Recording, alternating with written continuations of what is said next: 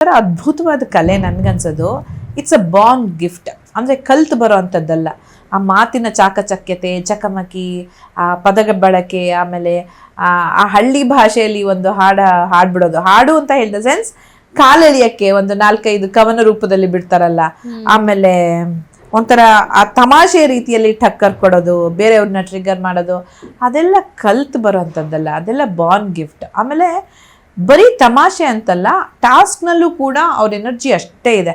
ಅದು ನಮಗೆ ಒಂದು ಟಾಸ್ಕಲ್ಲಿ ಗೊತ್ತಾಯಿತು, ನಿಜವಾಗ್ಲೂ ಒಂಥರ ಪ್ರೌಡ್ ಅಂತ ಅನ್ನಿಸ್ತು. ಅಲ್ಲಿವರೆಗೂ ನಿನ್ನ ಕೈಯಲ್ಲಿ ಭಾರ ಬೀಳುತ್ತೆ, ಎನರ್ಜಿ ಸೇವ್ ಮಾಡ್ಕೋ ಗಿಲ್ಲಿಯಿಂದ ರೇಗಿಸ್ತಿದೆ. ಮಂಜಕ್ಕ ಅಂತ ತುಂಬ ಪ್ರೀತಿಯಿಂದ ಕರೀತಿತ್ತು ಹುಡುಗ. ಆಮೇಲೆ ಕೈಯಲ್ಲಿ ಭಾರ ಬಿದ್ದಾಗ್ಲೂ, ಭಾರ ಇಲ್ದಿದ್ದಾಗ ಏನೇನು ಎನರ್ಜಿ ಇತ್ತು ಅದೇ ಎನರ್ಜಿನಲ್ಲಿ ಕುಡಿತಾ ಇದ್ದಾರೆ, ಅದೇ ಎನರ್ಜಿಲಿ ಮಾತಾಡ್ತಿದ್ದಾರೆ. ಅವತ್ತು ಗೊತ್ತಾಯ್ತು ಬರೀ ಬಾಯಲ್ಲಪ್ಪ, ಇದು ಮೈಯಲ್ಲೂ ಶಕ್ತಿ ಇದೆ ನನ್ನ ಗಿಲ್ಲಿಗೆ ಅಂತ. ಅದಷ್ಟೇ ಅಲ್ಲದೆ ಅವರು ಯಾವುದಕ್ಕೂ, ನಾನು ನೋಡಿದ ಪ್ರಕಾರ ಯಾವುದಕ್ಕೂ ಹಿಂಜರಿಯೋದು, ಮಾತಾಡದೇ ಇರೋದು, ಸ್ಟ್ಯಾಂಡ್ ತಗೊಳ್ದೇ ಇರೋದು ಮಾಡಲ್ಲ. ಅವ್ರದ್ದೇ ಆದ ರೀತಿಯಲ್ಲಿ ಅವರು ಸ್ಟ್ಯಾಂಡ್ನ ತಗೊಳ್ತಾರೆ, ವಿರೋಧವನ್ನು ವ್ಯಕ್ತಪಡಿಸ್ತಾರೆ. ಸೊ ಅದೇ ಬೇಕಾಗಿರೋದು, ಅದೇ ವ್ಯಕ್ತಿತ್ವನೇ ಬಿಗ್ ಬಾಸ್ ಮನೆಯಲ್ಲಿ ಸ್ಟ್ಯಾಂಡ್ ಔಟ್ ಆಗೋದು. ಬೇರೆ ಎಲ್ಲ